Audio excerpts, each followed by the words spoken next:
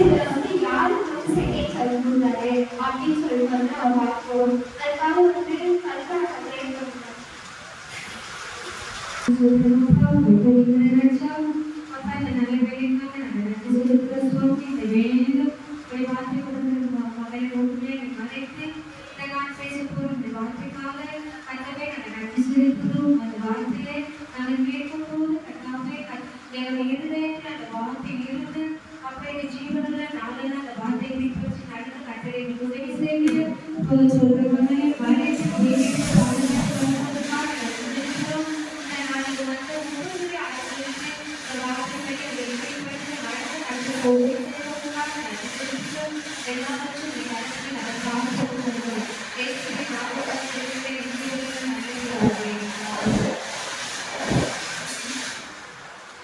First வந்து இதுல வந்து நான் ஒரு 5 பேர் எடுத்துருக்கேன். ஒன்று மோசே, தாவீது, பேதுரு, யோனா, அப்படி யாக்கோபு 5 பேரை வந்து எடுத்துருக்கேன். இவங்களுக்குலாம் வந்து கர்த்தர் எப்படி வந்து 2வது வாய்ப்பு வந்து கொடுக்குறாரு. இப்போ நம்ம கூட வந்து வீட்டில் ஒரு இப்போ தங்கச்சி இப்போ பசங்க இருக்காங்க, என்ன தப்பு பண்றாங்க, நீங்க திடீர்னு அதை மன்னிக்காமே போவீங்களா? மன்னிச்சுட்டு 2வது வாய்ப்பு கொடுப்பீங்கல்ல, இந்த மாதிரி பண்ணக்கூடாது அப்படின்னு சொல்லி அதுதான் வந்து கர்த்தர் 2வது வாய்ப்பு கொடுத்தவங்க பற்றி பார்க்க போறோம். யாத்திராகமம் 2வது அதிகாரம் 11 14 வரைக்கும்.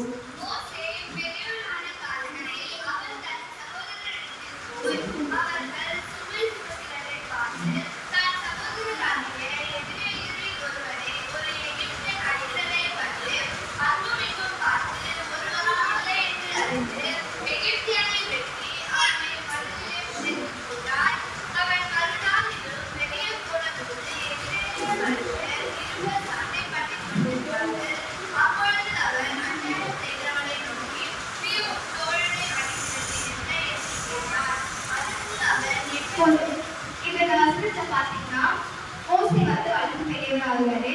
அப்போ அவங்க சமூகத்தில் வந்து ஒருத்தர் அடிக்கும் போது என்ன பண்றாரு, யாருமே இல்லாத ஒரு நேரமா பார்க்குறாரு. அங்கேயோ இங்கேயோ வந்து பார்க்குறாரு.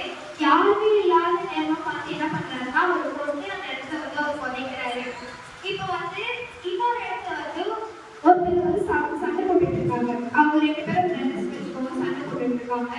அப்போ இவர் வந்து போய் கேட்கிறாரு, என்ன பிரச்சனைன்னு சொல்லிட்டு கேட்கிறாரு. அதுக்கு வந்து அவங்க என்ன சொல்றாங்க, 14வது வசனம் பாருங்க.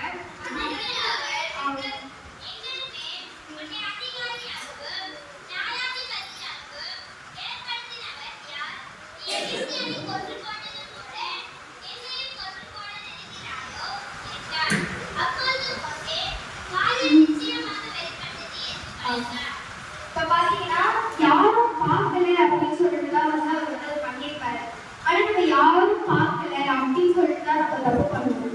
ஆனா யார் பார்க்கிறா, கர்த்தர் பார்த்துதான் இருக்காரு. ஒரு மனுஷன் பார்க்கிறானோ இல்லையோ, ஆனா கர்த்தர் வந்து ஃபர்ஸ்ட் தான் எடுத்திருக்காரு. நம்ம பண்ற ஒவ்வொரு தப்பையும் வந்து அவர் பார்த்துட்டு தான் இருக்காரு. ஆபேல் காயின் கூட தெரியல, அவங்க கூட தப்பி வந்து கொலை பண்ணும்போது அவங்க யாருமே இல்லாம தான் இருக்காங்கன்னு நினைப்பாங்க. ஆனா அவங்க என்னமோ கர்த்தர் வந்து நம்மள வந்து பார்த்துட்டே இருக்காரு. நம்ம ஒவ்வொரு தப்பு செய்யும் போது நம்ம மறைக்கலாம்னு நினைப்போம். ஆனா கர்த்தருடைய கண்கள் எல்லாம் அந்த இடத்தை வந்து இருந்துட்டே இருக்கும். இதற்கு அப்புறம் பார்த்தீங்கன்னா யாத்திராகமம் 3வது அதிகாரம் 7-10 வரைக்கும்.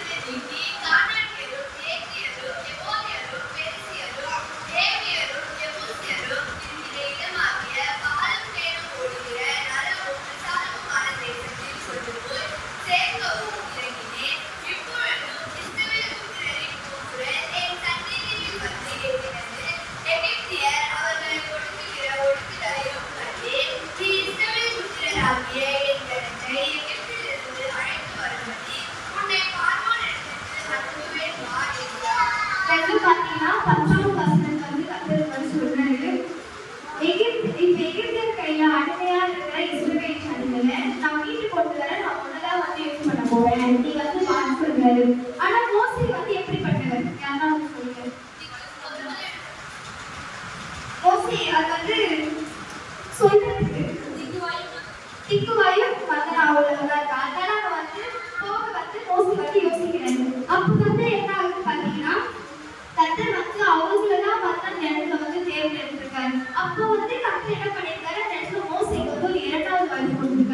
அவங்களுக்கு என்னதான் அவங்க வந்து அந்த இடத்துல கொலை பண்ணிட்டு அங்கிருந்து ஓடி வந்திருந்தாலும் கர்த்தர் வந்து அவங்களுக்கு இரண்டாவது வாய்ப்பா அவரோட ஜனத்தை வந்து அவர் மீட்கணும்னு சொல்லிட்டு அவங்களோடதான் வந்து ஜனத்தை நீக்கிறாரு. அதே மாதிரி தாவீது ராஜா பாத்தீங்கன்னா அவரும் வந்து ஒரு கொலை பண்ணியிருப்பாரு. அப்பவும் அவர் வந்து கர்த்தர் வந்து அவருக்கு ஒரு இரண்டாவது வாய்ப்பு கொடுப்பாரு. 2 சாமுவேல் 7:13.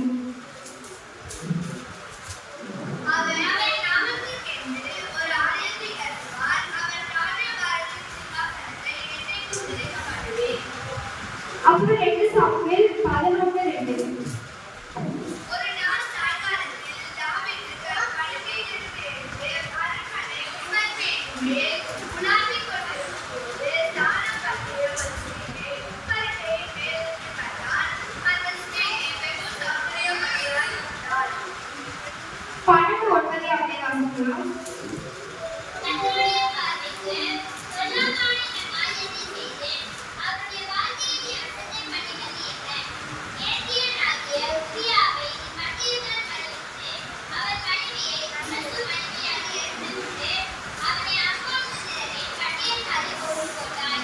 இப்ப இந்த இடத்துல பாத்தீங்கன்னா தாவீது வந்து உரியாவோட மனைவி அடையணும்னு சொல்லிட்டு அவர் வந்து சத்திரமா வந்து என்ன பண்ணியிருப்பாருன்னா போர்ல வந்து உரியாவை வந்து கொலை பண்ணியிருப்பாரு. அந்த வசனம் வந்து பாத்தீங்கன்னா 12:17 இருக்கும்.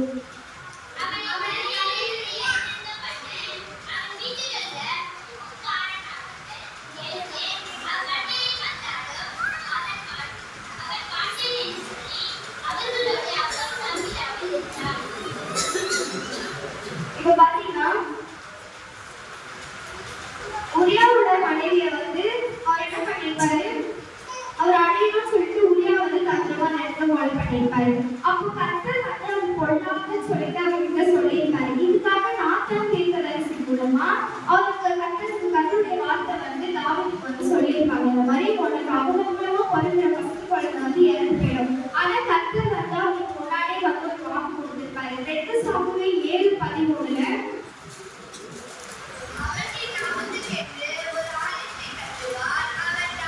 அவன் என் நாமத்துக்கு என்று ஒரு ஆலயம் கட்டுவான். அவன் அந்த இடத்துல வந்து யாரை சொல்றாங்க?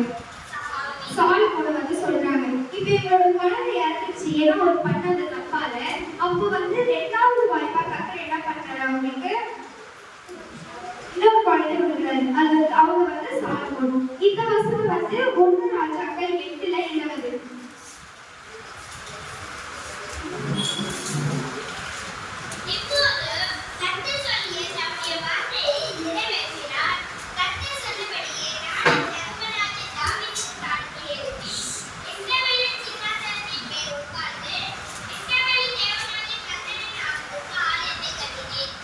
சாலமோன் வந்து இந்த இடத்துல என்ன பண்ணிருக்காரு, கர்த்தருக்கு என்று வந்து ஒரு ஆலயத்தை கட்டியிருக்காரு. ஒரு குழந்தை இருந்தாலும் கர்த்தர் வந்து அந்த மணிக்கு சாலமோனை கொடுத்திருக்காரு. சாலமோன் மேல வந்து கர்த்தர் தெரியுமா இருந்தாரு. கொண்டு போனாலும் கர்த்தர் 2வது வாய்ப்பு வந்து தாவீதுக்கு இந்த இடத்துல கொடுத்திருக்காரு.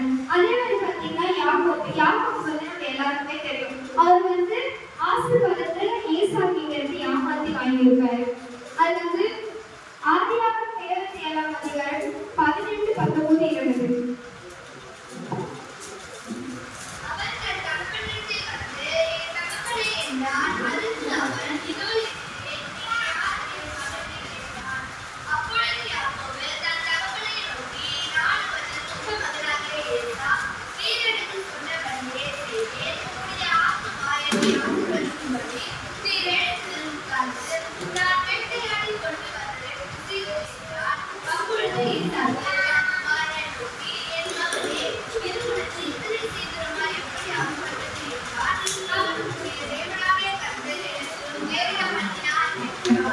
இப்ப பாத்தீங்கன்னா ஏசாக்கு பதிலா யாக்கோபு வந்து அந்த இடத்த வந்து ஆசீர்வாதம் வாங்கியிருப்பாரு. இது நம்ம எல்லாருக்குமே வந்து தெரியும்.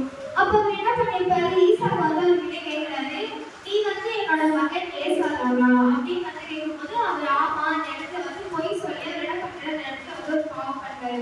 அது வந்து யாருக்கு நம்மளுடைய ஈசாக்கு வந்து கண்ணு தெரியாது. அப்ப யார் பார்த்துட்டு அந்த இடத்துல கர்த்தர் வந்து பார்த்துட்டு இருக்காரு.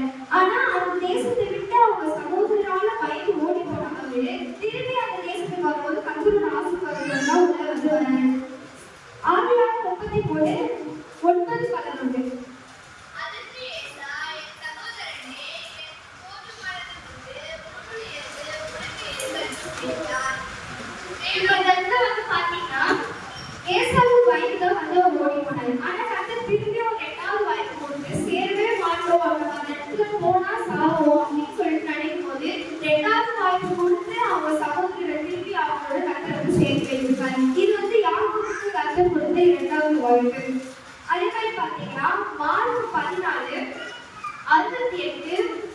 70-71.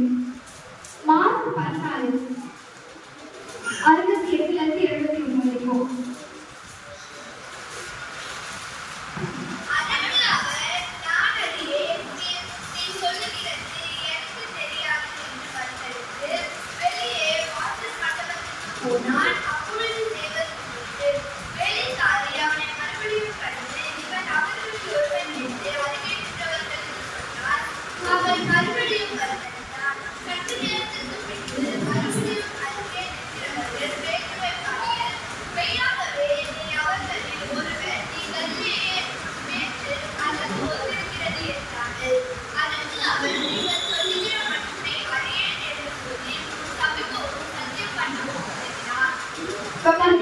பேருக்கு வந்து அந்த இடத்துல வந்து என்ன பண்றாரு, எனக்கு வந்து இயேசு வந்து யாருன்னு தெரியாதுன்னு சொல்லி அந்த இடத்துல 3 தடவை மந்திரிச்சு அவருக்கு அந்த இடத்துல வந்து பாவம் பண்றாரு.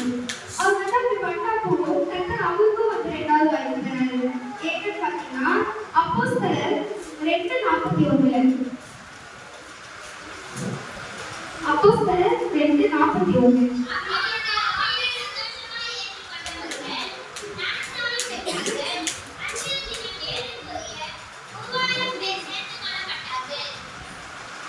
பாத்தீங்கன்னா இயேசு யாருமே தெரியாதுன்னு சொல்லி அவர் மறுத்து வச்சிருப்பாரு. ஆனா 3000 பேருக்கு வந்து அவர் பிரசங்கிக்க கர்த்தர் வந்து மறுபடியும் அவருக்கு ஒரு திரும்ப நடத்த 2வது வாய்ப்பா அந்த இடத்துல பேருக்கு வந்து கிடைக்குது. அதே மாதிரி யோனா வந்து 1:1 வரைக்கும்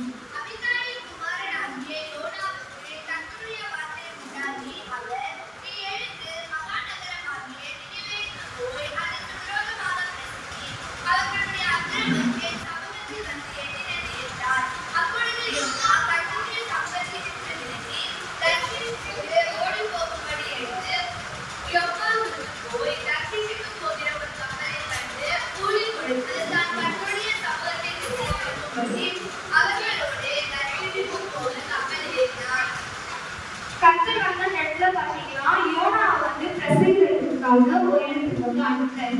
அப்ப யோனா என்ன பண்றாரு, கர்த்தர் சொல்றதை கேட்காம கப்பல் ஏறி வேற ஒரு இடத்துக்கு போறாரு. அப்ப அந்த இடத்துல வந்து அந்த இடம் வந்து கப்பல் வந்து ஒரு பிரச்சனையில வந்து மாட்டுது. அப்போ 7வது வசனத்தை வாசிங்க.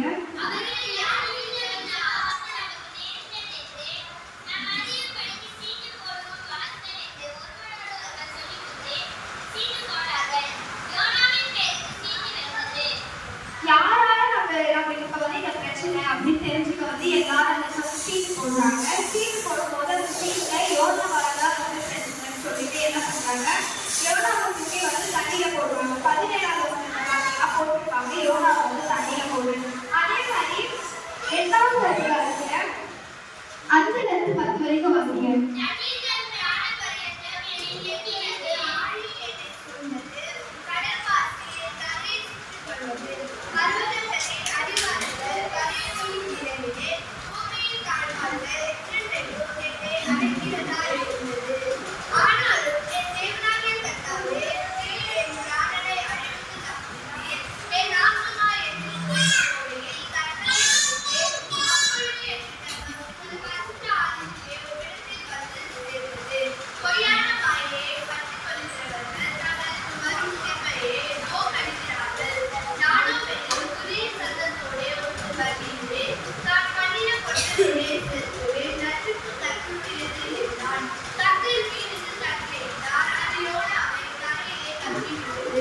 இப்ப பாத்தீங்கன்னா அவங்க வந்து தண்ணியில தூக்கி போட்டாங்க இல்லையா, 17வது வசனத்துல தண்ணியில தூக்கி போடும்போது அவர் என்ன பண்றாரு, மீனோட வயிற்றுக்குள்ள வந்து போயிடுறாரு.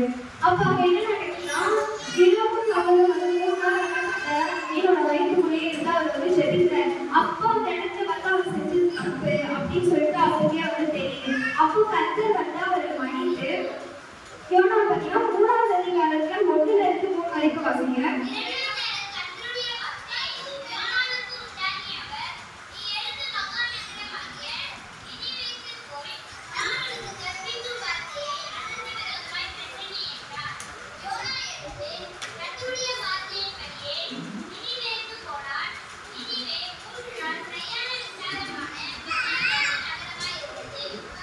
யோனா பாத்தீங்கன்னா ஃபர்ஸ்ட் டைம் வந்து கர்த்தர் சொல்றது வந்து செய்யல.